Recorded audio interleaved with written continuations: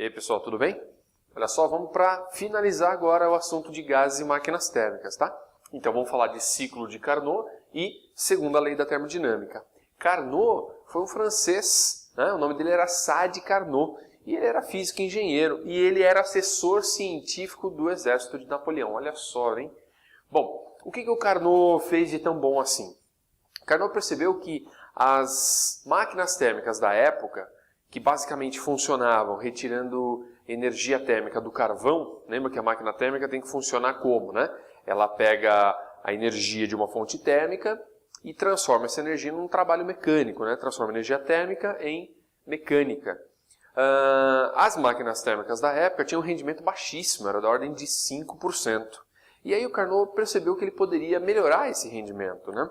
Como? Ele começou a colocar essa máquina para trabalhar entre duas fontes de calor, digamos assim, né? Duas fontes a temperaturas diferentes. Então a máquina, o gás, ia retirar a energia da fonte quente e ia dispensar parte dessa energia para uma fonte fria.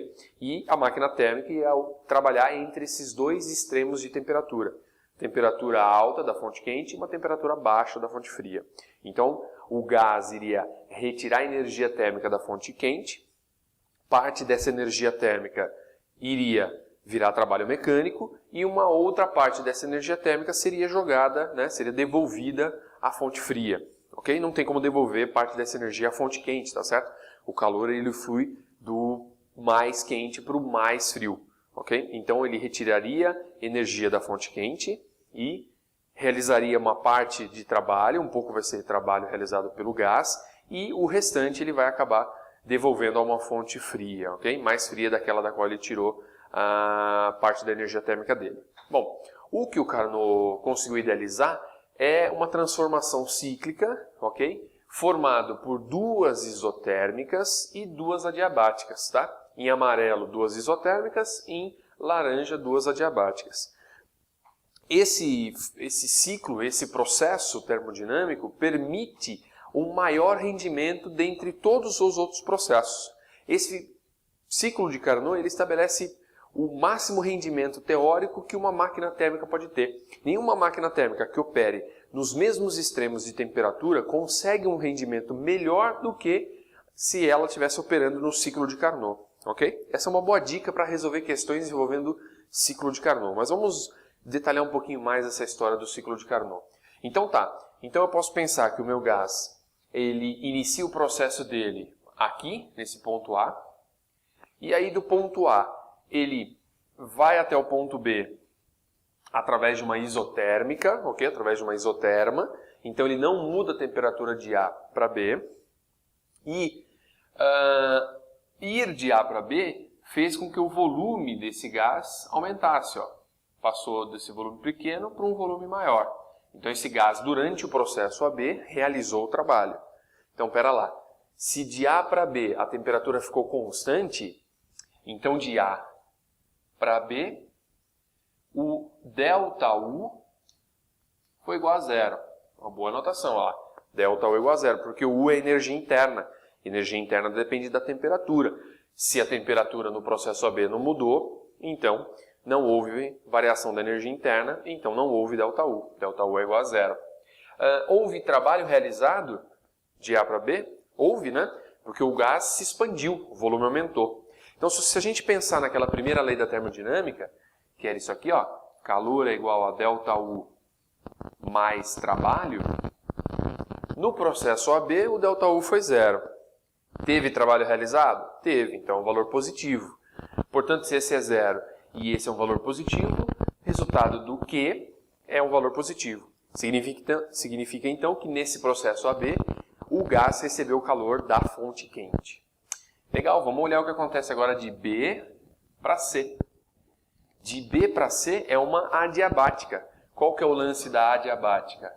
Não troca calor com o meio externo. Então, de B para C, Q é igual a zero.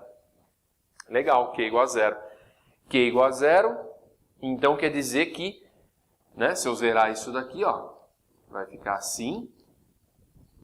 Então vai ficar aqui o menos o ΔU é igual ao trabalho. Aquela historinha lá da diabática, né? Se você não lembra dessa historinha da diabática, dá uma olhada nas aulas anteriores. Mas isso eu estou dizendo o seguinte, se o trabalho for positivo, do lado de cá o ΔU terá que ser negativo, porque daí se ele for negativo, com aquele negativo do lado de lá, isso vai se tornar positivo, tal qual o trabalho é positivo. Então positivo e positivo, mas o trabalho é positivo e o ΔU é negativo. Então vamos ver, de B para C, o gás expandiu um pouquinho mais, né? Ele veio num volume um pouquinho maior do que ele estava em B. Então, se houve expansão, houve trabalho realizado pelo gás. Então, o trabalho do gás é positivo. E o que aconteceu com o ΔU? Para que o trabalho fique positivo, o ΔU vai ter que ser negativo, né? Junto com aquele negativo vai dar um valor positivo. Então, nesse processo, o ΔU é negativo. A gente pode escrever isso aqui, ó. ΔU negativo, ok? Vamos agora observar de C para D. De C para D, o que eu posso ver? Bom, é outra isotérmica, né? Então, de C para D, outra isotérmica. Então, outro ΔU valendo 0. De novo aquela ideia, né? Se o ΔU é 0, então o calor trocado pelo gás é igual ao trabalho. Só que dessa vez, olha o que aconteceu com o volume do gás. Diminuiu. Se o volume diminuiu, o trabalho é negativo. E se o trabalho é negativo, o Q também é negativo. O que aconteceu com o gás então nesse processo?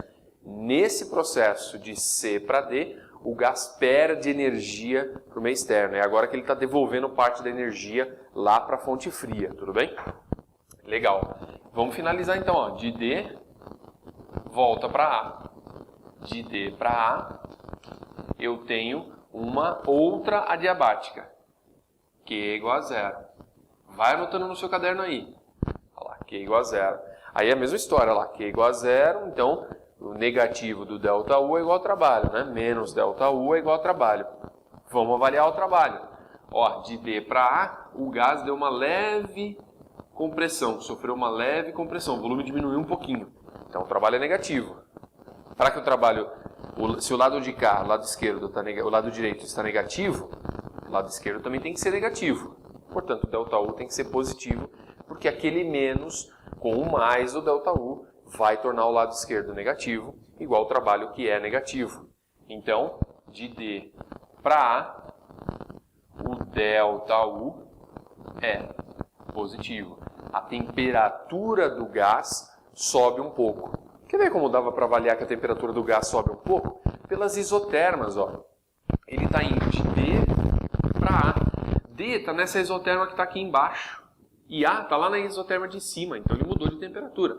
Ele aumentou a temperatura dele, né? Quanto mais afastada a isoterma estiver do 0,0 do gráfico, né? Desse ponto 0,0 do gráfico, maior é a temperatura que o gás está. Tudo bem?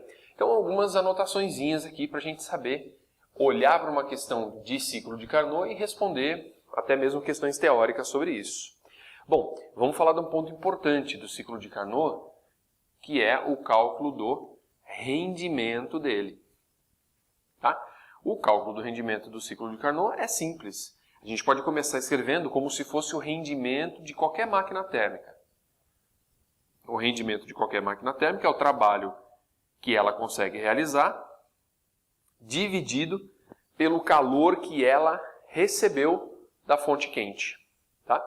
Ao invés de escrever Q recebido, como eu escrevi nas aulas de máquinas térmicas, eu escrevi Q quente, QQ, tá? Para simbolizar que é o calor que veio da fonte quente. Legal. Só que vamos lembrar de uma coisa, ó. O trabalho é a diferença entre o calor que o gás pegou da fonte quente menos o que ele devolveu para a fonte fria. Tá? Então aqui a gente pode trocar. Ó. No lugar de trabalho fica Q quente menos Q frio dividido por Q quente. Né? Esse Q quente ele está tanto dividindo esse Q quente de cima quanto esse Q frio de cima. Portanto, eu posso simplificar aqui, mas esse QF, né, esse Q frio, vai ficar com um Q embaixo também. Então, a gente finaliza assim. Ó. O rendimento N, né? Dividiu esse por esse, fica 1. Menos, por causa desse menos aqui. E esse não dá para dividir, vou ter que manter ele assim, ó. QF menos QQ. Tá? Carnot conseguiu provar e demonstrar, e aí a demonstração disso não seria tão simples para a gente, que a relação QF-QQ é a mesma relação entre as temperaturas. Então, escrever QF sobre QQ ou escrever TF sobre TQ dá no mesmo. E TF é a temperatura da fonte fria, TQ é a temperatura da fonte quente. Então, essa equação do rendimento poderia ser colocada assim, ó. O rendimento é 1 menos TF sobre TQ. Ok? Vamos dar uma grifada nela melhor, porque a gente vai usar, na verdade, é essa daqui. Cuidados que eu tenho que tomar aqui, qual é? Temperaturas em Kelvin. Não vai me colocar Celsius aqui não, tá? Temperatura sempre em Kelvin. Legal? Vamos finalizar. A segunda lei da termodinâmica, ela é bem rapidinha, porque a segunda lei da termodinâmica, ela vem de algumas constatações que, na verdade, foram proibições verificadas, né? Por exemplo, por que eu colocar dois corpos, um próximo ao outro? Porque o calor flui do mais quente para o mais frio. Por que eu não tenho um fluxo de calor do mais frio para o mais quente? Okay? A primeira lei da termodinâmica não impediria isso, as outras leis da termodinâmica, os conceitos anteriores a isso, não impediria. Mas a gente não nota isso, a gente sabe que isso não acontece. O calor sempre flui do mais quente para o menos quente. Ora, então, a segunda lei da termodinâmica vem impor algumas restrições. Então, a segunda lei da termodinâmica diz que o calor sempre vai fluir do corpo mais quente para o corpo mais frio. Outra constatação. A primeira lei da termodinâmica não me diz que... Não impede que uma máquina transforme todo o calor em trabalho. Não impede. A primeira lei da termodinâmica não tem problema, né?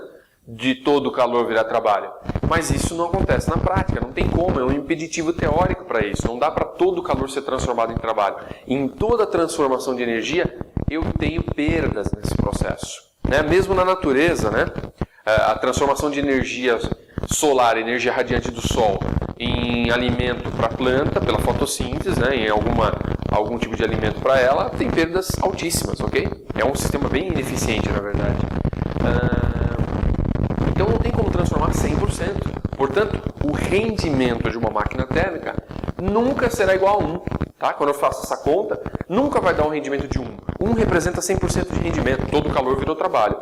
Nunca vai dar. Esse rendimento vai ser sempre menor que 1. Tem mais um detalhe interessante. Nenhuma máquina térmica operando em ciclos entre duas fontes de temperaturas diferentes, ok? Uma quente e uma fria, nunca ela vai conseguir um rendimento maior do que o rendimento do ciclo de Carnot. Então, quando eu faço essa conta aqui, ó, 1 menos TF sobre TQ, eu estou estabelecendo um máximo de rendimento teórico. Nenhuma máquina térmica vai conseguir um rendimento menor do que esse. Aí é interessante, porque imagina que vem um vendedor bater na sua porta para vender uma máquina térmica para você. Você já vai estranhar, porque quem que vai vender máquina térmica em 2014, né, em pleno século XXI? Bom, você já estranha por aí. E aí o vendedor, com aquela lábia toda, te fala, ó, a minha máquina térmica é sensacional. Ela tem um rendimento de tantos por cento. Basta você ligar ela no forno, fonte quente, e a outra extremidade dela lá no freezer, fonte fria. E ela vai ser uma máquina que vai te ajudar na cozinha, vai ralar cenoura, vai preparar o jantar, você fica de boa. Ela tem um ótimo rendimento. Tá, tudo bem. Vamos ver. O que você tem que fazer para não ser enganado, né? Você vai chegar e falar, eu tenho que ligar no forno, no freezer. Então eu vou calcular o máximo rendimento teórico de uma máquina térmica que opera entre esses dois extremos de temperatura. Aí você vai lá dentro no caderninho, calcula o rendimento teórico de uma máquina térmica que opera no ciclo de Carnot. É isso aqui, ó, 1 menos TF sobre TQ. Calcula, encontra lá o valor do rendimento. Quando você vai olhar para o rendimento máximo teórico e para o rendimento da máquina do vendedorzinho lá, você fala, epa, a máquina do vendedor tem, ou ele me diz que tem, um rendimento maior do que o máximo teórico caso a máquina operasse em ciclo de Carnot. O que você faz? Chuta ele para fora da sua casa e não compra esse negócio, né? Vai ser enrolado na certa, ok? Então é muito legal usar isso aqui em questões que me dizem, essa máquina existe ou não existe, tá certo? Porque uma máquina térmica pode estar obedecendo a primeira lei, ok? Uma parte do calor está indo embora, eu não estou transformando todo o calor em trabalho, ainda estou obedecendo a segunda lei também, nem todo o calor virou trabalho, uma parte do calor realmente foi perdido, mas eu tenho que tomar cuidado com o rendimento da máquina. Não dá para ter um rendimento maior do que o rendimento do ciclo de Carnot. Legal? Bom, fechamos por hoje, tá? Já temos aqui ciclo de Carnot, segunda lei da termodinâmica e agora fazer exercício, né? Bom, ficamos por aqui então. Grande abraço, até mais, a gente se vê.